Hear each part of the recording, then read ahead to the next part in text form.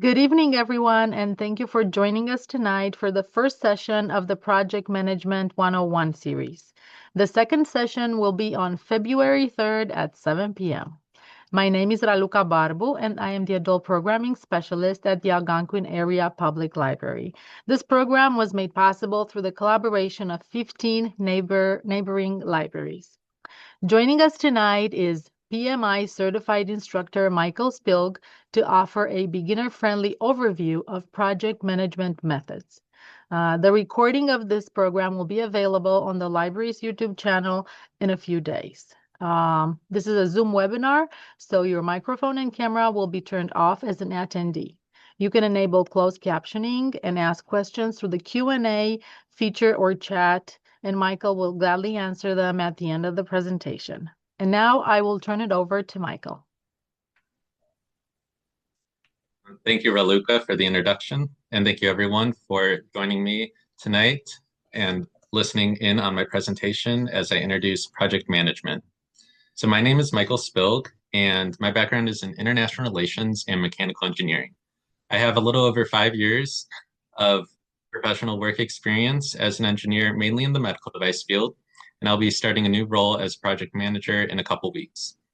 I joined PMI a little over a year ago in December 2024, which is the Project Management Institute.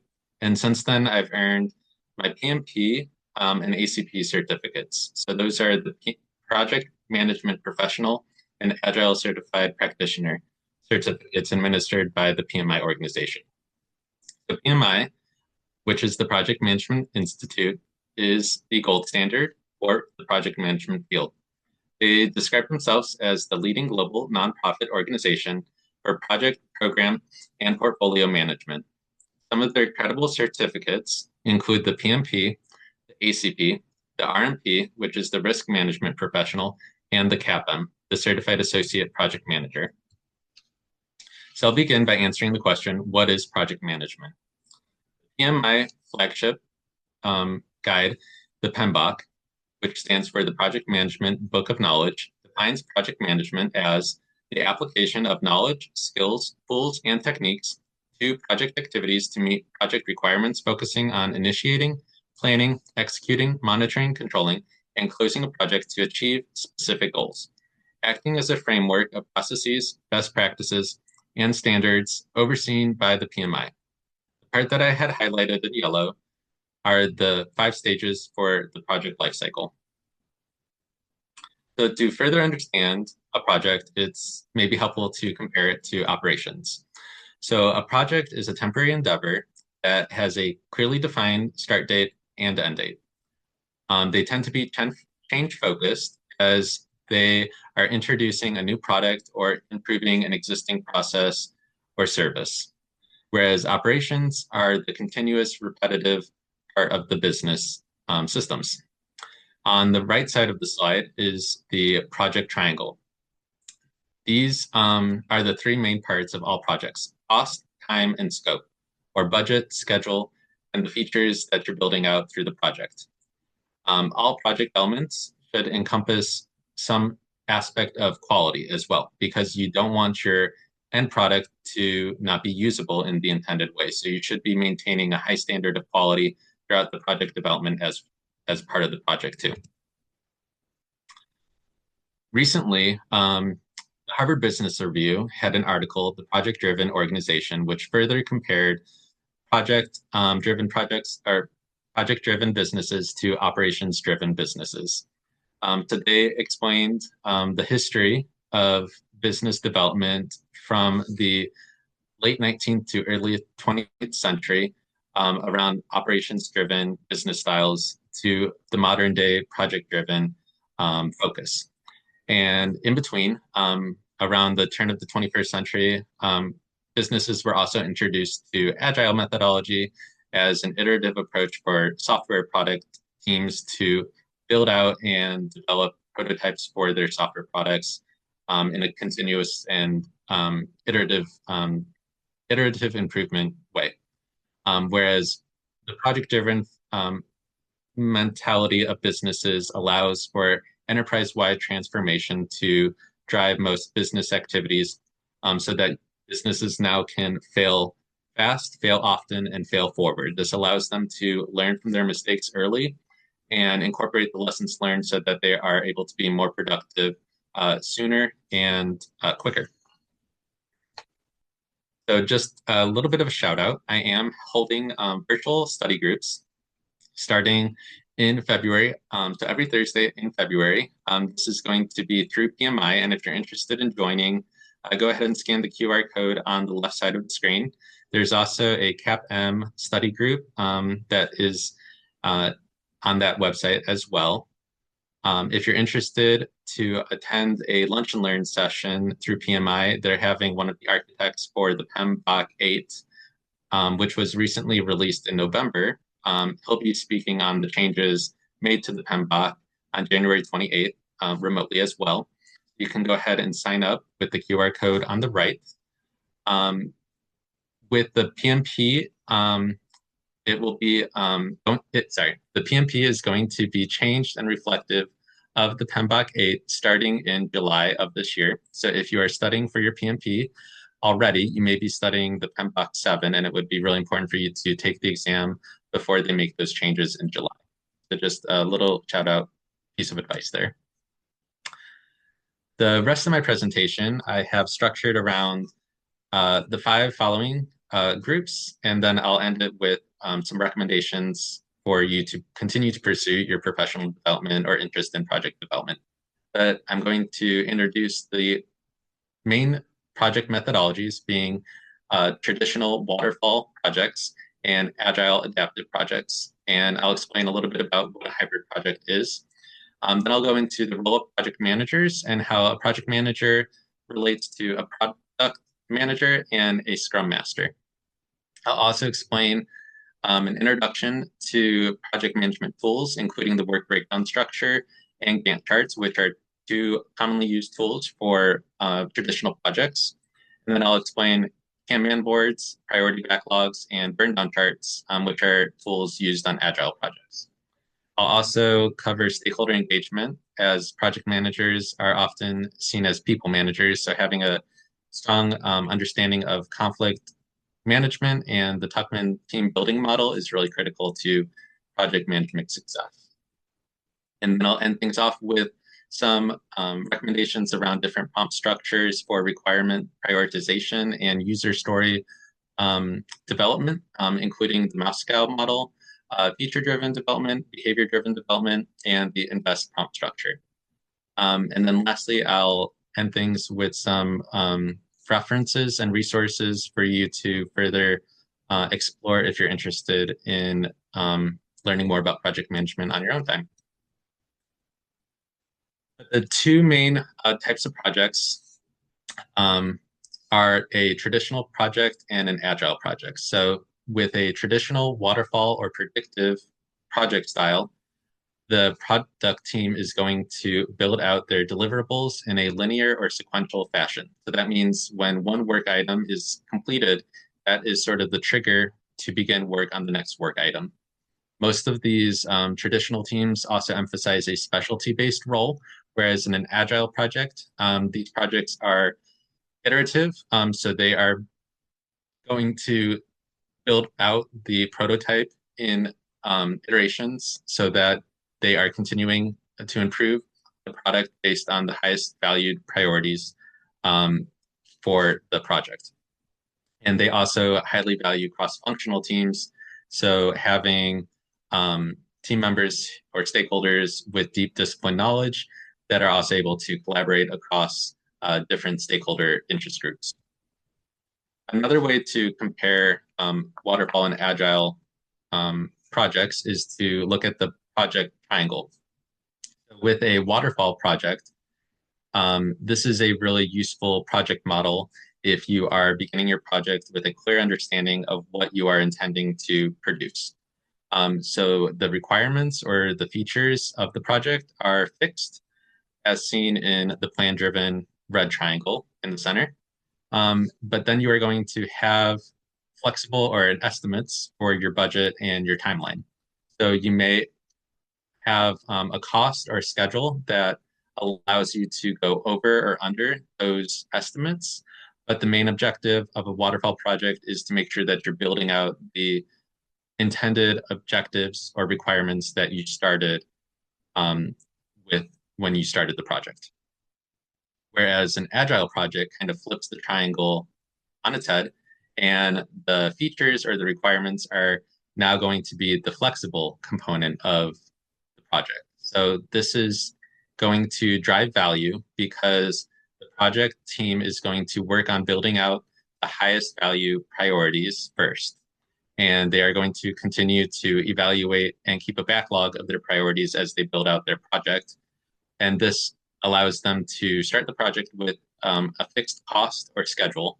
So, in other words, they are kind of building out as many high value priority features that they can fit within the cost and schedule constraints. So, all projects kind of go through the life cycle as defined by PMI, where the first stage is project initiation, followed by project planning, then project execution, project monitoring and controlling, and then project closure. Some businesses follow a phase gate development model where a leadership or a sponsor committee will evaluate the project's feasibility and how it reflects the overall business's strategic objectives or other portfolio initiatives. And if they get the green light for the project, then they'll form the project team. The project team will then work through the requirement phase, the design phase, the development phase, the testing phase, the deployment phase, and then hand off the product and the knowledge transfer will go to the operations side in phase 6, and that will close out the project. And Agile will kind of continue the continuous improvement element of Lean. So it's more than just a methodology, it's kind of a mindset because it really impacts how the team is structured, how the project is going to be built out. There's a lot of different frameworks within the Agile umbrella. You have Scrum, Crystal, Extreme Programming, Feature-Driven Development, DSDM, AUP, Scrum Band. There's several others, but they all kind of utilize a similar Agile process, which is the iteration. So you'll start off with a priority backlog, which again lists the highest priority features that the project is intended to build. And the product owner will then work with the development team through the iteration planning and pick out those highest priority features and move them into the sprint backlog. The development team will be referenced to kind of assign a numerical representation of how much effort needs to be put into building out those prioritized features, and then work throughout the rest of the iteration through daily reviews to kind of build out those features into the prototype or the product. So then at the end or near the end of the iteration, you'll have an iteration review, and that's where the product team is, or the development team is able to review the work that they have accomplished or any roadblocks that they've encountered during the iteration with other interested stakeholders, possibly the sponsor or the customer as well. And then at that point, you have an iteration retrospective, which is when the development team can kind of reflect back and review lessons learned from the iteration, make improvements, and kind of go through the cycles again until you achieve the finished work. So some of the key roles to understand for project management are the project manager, the product design owner, and the scrum master. So the project manager, their main role is to ensure that the project deliverables are produced on time, within budget, and according to scope. They are responsible to remove impediments or blockers from negatively impacting the team, mainly external conflicts that would distract day-to-day work of the team. So they're the main person to communicate with the sponsor. They can also introduce opportunities that might fuel or streamline some success for the project team as well. The product design owner, their key responsibility is to maintain the priority backlog. They kind of act as the voice of the customer as they understand the customer and the user needs, and they ensure that the delivery of the features that meet the top customers' needs are the ones that the product team is addressing first with each iteration. And then lastly, Scrum Master. In the Scrum methodology, you will have a Scrum Master who sort of coaches the team on best practices. So focusing on improving processes for the development team, they also facilitate Scrum events such as the planning, the daily Scrum, the review, retrospectives, and they'll also foster continuous improvement and do other activities as helping the product owner maintain the back. Michael, can you tell us what Scrum means? So Scrum is a agile framework that really focuses on continuous improvement, but it really kind of follows the same iterations. So as you have in this example or display, you have the iteration. You might call this the Scrum. You might have, instead of daily reviews, you have Scrum reviews. So it's kind of a framework within the agile umbrella.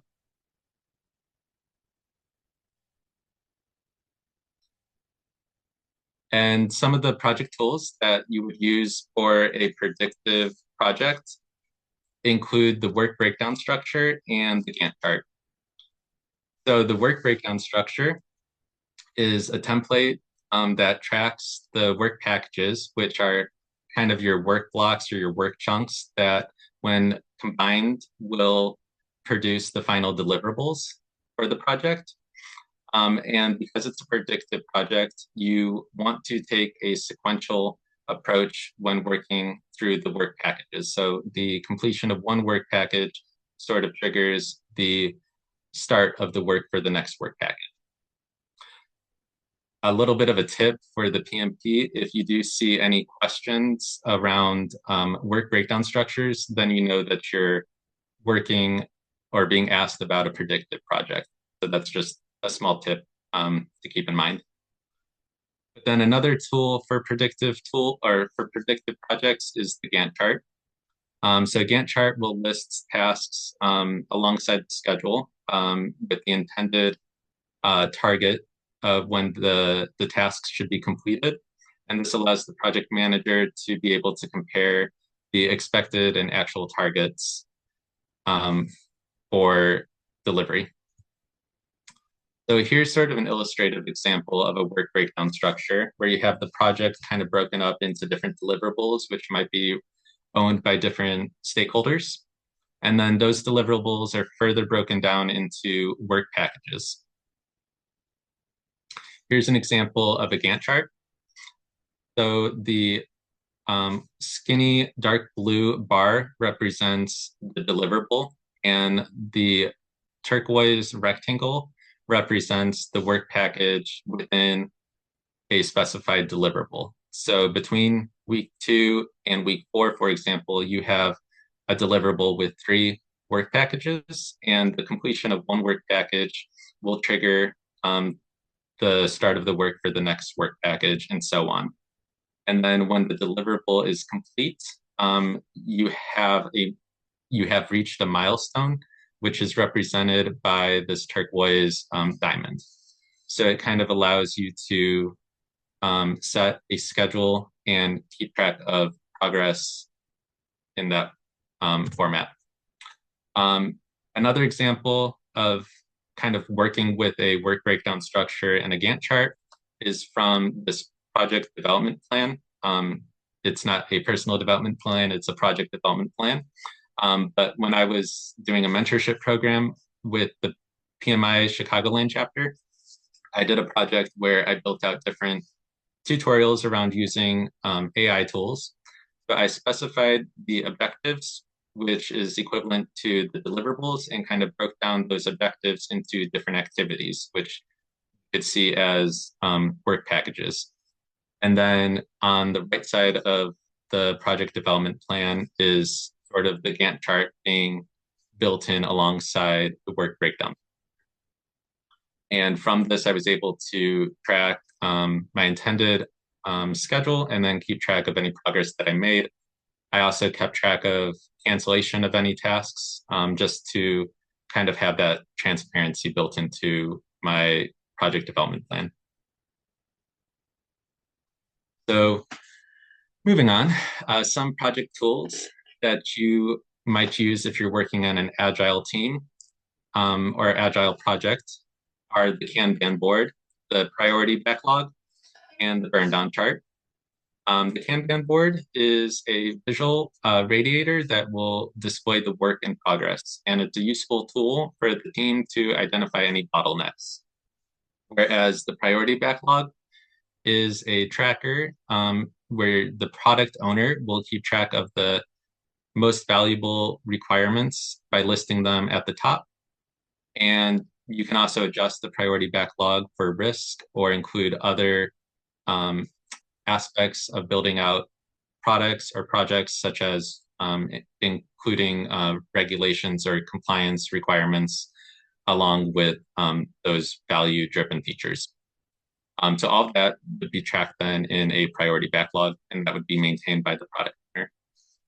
Then you also have a burn down chart. So this is another visual chart that displays the amount of work completed relative to the amount of work left to do. And from a burn down chart, you can also interpret the project velocity, which would be the ideal rate of work to be done over each time block. So here's an example of a Kanban board. So you have a column with your action items under the to-do column. You have another column with action items in progress, and then you have your final column for your action items that have been completed or done. And from this tool, you want to maintain a predefined WIP or work in progress, which is the number of action items that you would have in the in progress column. And you don't want to exceed, because you don't want to overburden or juggle too many tasks, because then you kind of lose what the main priorities are.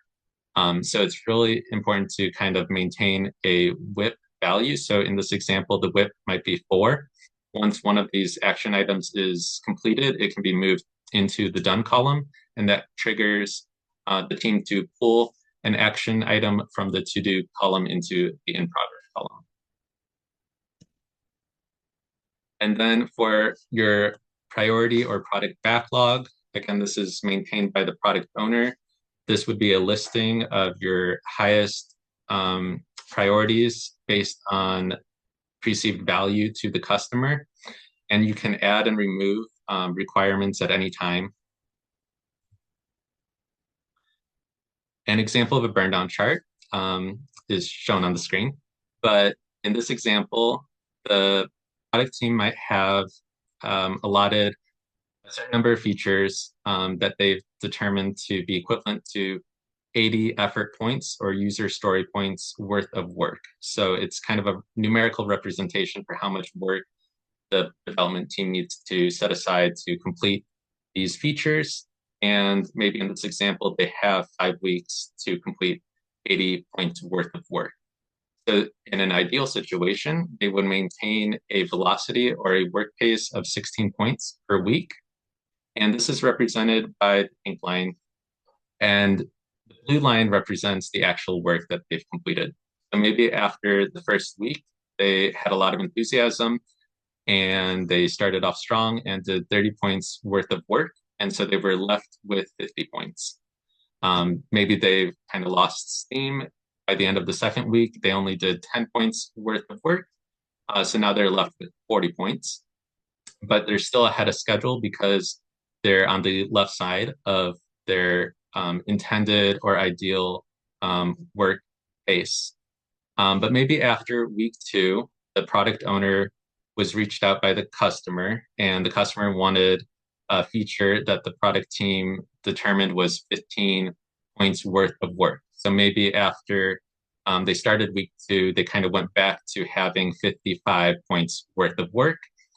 They were only able to complete 10 points.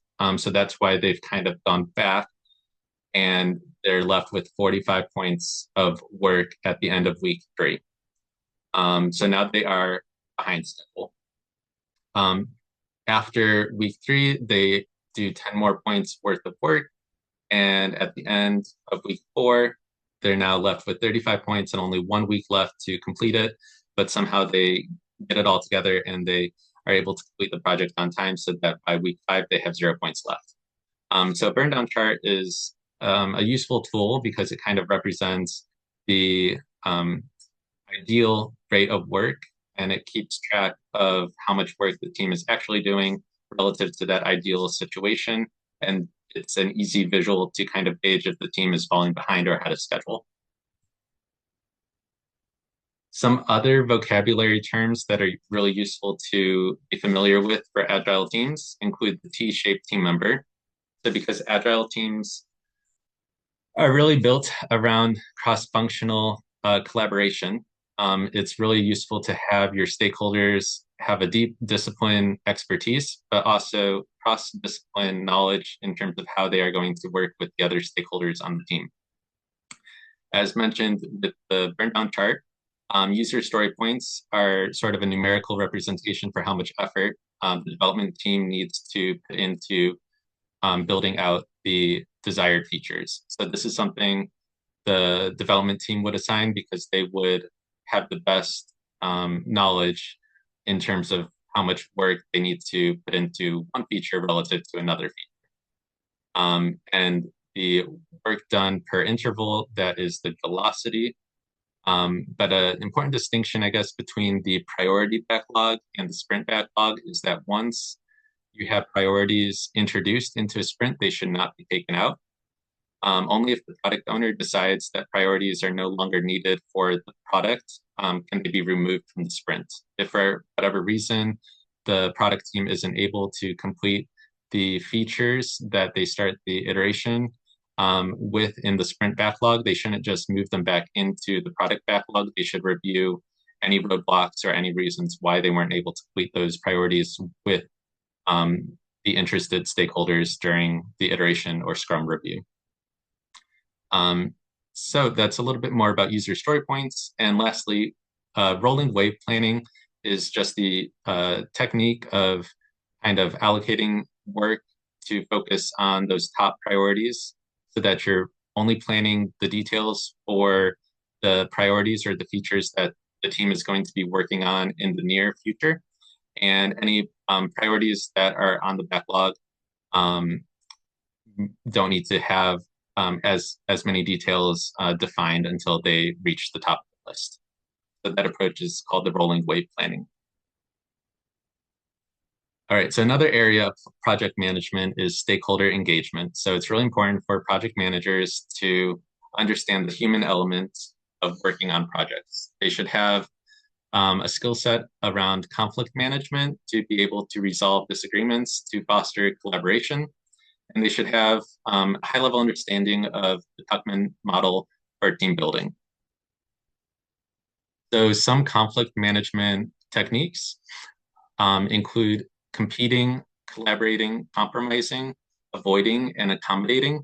And it's really critical for the project manager to kind of use their best judgment to decide when to intervene or help resolve a conflict, to be able to bring stakeholders together, to be able to move the project forward, because you don't want to have a conflict kind of delaying the progress of the project. You want to kind of act as a mediator to resolve any issues so that you don't have as many impediments blocking your projects. And then the Tuckman model for team building begins with forming the team. So after a new team is created, you may go through a storming phase, which would be a time where the team members are kind of figuring each other out, are learning how to negotiate or collaborate, what the expectations are from each other. And it's helpful if the project manager can intervene at this time. One tool that they might use to facilitate productive conversations is to have a team charter. So this would be a useful document for the team to set what their norms are and the expectations of each other are, so that the project team then can kind of move into a norming phase and then hopefully move into optimal performance. And then they are able to adjourn the project with a successful project. So some of the requirement prioritization models that I'll highlight here include the Moscow model. So this involves having a list of your features and assigning them into the four categories: must have, should have, could have, won't have, based on criticality. So the most important and critical features would then go into the must have section. And then any other important features that would be important for the product to have, but maybe don't make or break the product, um, could go into a should have section. And anything that would be nice to have. So these might be additional features that would make the product stand out to competitors that could go into the could have section. And anything that is out of scope or is something that maybe the project team decides they want to introduce in another version, that can be left in the won't have section. And once you have a sense of how many priorities and what those priorities are for must have, should have, could have, and won't have, you can go back and kind of work with the development team to assign an estimated effort level. This way you can kind of have a better understanding of expectations so that then you are able to follow through on your promises in terms of what features you will be able to introduce with the product launch. And when you're working on your priorities, it's important to kind of build out your features in a user story format. And it's helpful for the project team to kind of come to an agreement in terms of how they want to have their user stories represented. So one model to use is the invest, which is having your user stories be independent, so that they can be delivered and tested separately. They can be negotiable, so they're not in a fixed contract and they're open to cross-functional discussion. You want them to be valuable. It needs to be clear who and how value is going to be created for, and estimable, so the team can roughly size the effort that needs to be assigned to the user story. If it is too large, you can break it down because you want to make sure that the user story is small enough that it can be completed within a sprint. And then it needs to be testable. It needs to have a clear acceptance criteria. This can either be a quantitative or qualitative definition of done. So it's important to have some sort of structure when building out your user stories. Other approaches might be feature-driven development. So instead of building out user stories to complete specific tasks, you might break them down into specific features. So the feature-driven development resembles an action result object template. So in the example that I have on the slide, calculate monthly spending on a dashboard. So this might be part of a feature that you want to introduce into a business app. But it takes the format of introducing what action is going to be done and what the result is and what object or where this feature will be displayed. Another approach is the behavior-driven development model, and this involves having a given, when, then template. So given a type of user, when they are trying to achieve some sort of goal or action, then you see a certain benefit or value. So for example, if you are building out a clinician alert, you may write it out so that as a clinician, I want to be alerted when a patient's vitals fall outside safe ranges so that I can intervene quickly to prevent harm. You may even develop this user story further by specifying what the safe ranges are or how quickly you want to intervene to kind of give it that acceptance criteria so that the development team can also test on it. And I guess to wrap things up, if you're interested in continuing to develop your project management skills, some additional resources I would recommend are YouTube and Udemy. So one really useful YouTuber is David McLaughlin. He has several playlists around different project management tool sets, as well as the different PMI certificates. When I took the PMP, one of the prerequisites is to take a certified 30-hour course. So I took Andrew Ramdalyal's class on Udemy. I'd also recommend checking out the PMI Study Hall website. This is really useful. It's $50 for 3 months, and you have access to a practice exam, practice quizzes, flashcards, other practice material to help you be prepared for the exam. The Chicagoland chapter has their meetings on the second Wednesday of every month, and there's also a portfolio or a library of online webinars that are available to PMI members so that if you are interested in any specific framework or sub area of project management, you can do a quick search and probably find a presentation that's available for free to all my members. If you're interested in learning more about Agile, there's a list of some of the frameworks under the Agile umbrella. I guess a few to take note of are the SAFe model. This is built out around Agile release trains or applying Agile principles to programs or portfolios. Extreme programming is commonly used with software development teams because it takes the Agile approach to the extreme and usually has very small timeframe iterations and is built around test-driven development. And then you have Crystal, which emphasizes criticality. So just to have a few shout outs again, I'm having PMP study groups held every Thursday for the month of February, and you can sign up with the QR code in the upper left corner. If you're interested in attending the lunch presentation on PMBOK 8, feel free to scan the QR code on or in the upper right corner. If you're interested to attend my next presentation about AI tools for project managers, the link is available through the QR code in the lower right corner. And feel free to connect with me on LinkedIn or email me at michaelspilg@gmail.com. My LinkedIn is available with the QR code in the lower left corner. And I do have one more shout out. So every summer for the last 3 years, I've been working with this organization called Global Volunteers in Poland, and they are working with a local summer camp for Polish and Ukrainian refugee children. And I'm planning to go back again this summer, but I'm helping them raise funds to sponsor Ukrainian children to be able to attend summer camp. So if you'd be able to help my fundraiser, I have a GoFundMe page accessible through this QR code on the screen. Any donation of any size would really go a long way. I've been there 3 times now, and I really see the impact that this program has on the kids. And it'd be really great to be able to contribute to their sponsorship program as well. But thank you Wonderful, all for Michael. attending, and Thank I you. look forward to We have some hearing any questions. feedback. Actually, we have a lot of questions, Michael, for you. Oh, So okay, yeah, I'll go perfect. ahead and start with what Kim asked.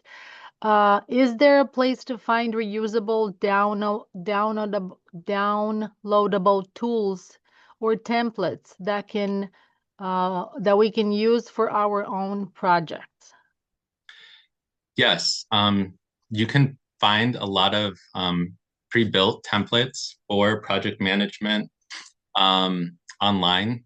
I know that the Google Workspace has a lot of options to build out different project management tools. For example, you can build a Gantt chart in Google, Google's version of Excel.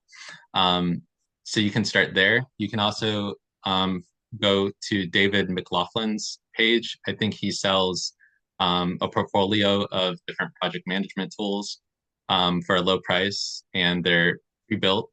So you'd be able to purchase his items as well. But there's a lot of project management templates that are available online that you can use at your expense or interest. Okay. Robert is asking, how can you define user story? Yeah, so the user story is a way that you would describe a priority that you want to have introduced into the product or the project. So it's really up to the project team to decide on how they are going to define how a user story is going to be structured. So this is sort of what I touched on loosely at the end. There's different approaches that you can take, either feature-driven development, behavior-driven development, test-driven development. This would be how you write out user stories, and this is then going to affect how the development team is going to um, build those features or priorities into the product. Okay, I have another question on the Kanban board. Is the color coding a standard, such as green means X and blue means Y, or is it arbitrary for each project? Yeah, I don't think there's really a color coding to the Kanban. Um, I think in the example that I had, I just had 3 columns. So I had a to-do column, in progress, and then a done column. I think if you're working on maybe a software development project, you might expand the in progress column into three different columns. So you might have a to-do column, and then you might have a design, a development, and a testing columns, and then a done column.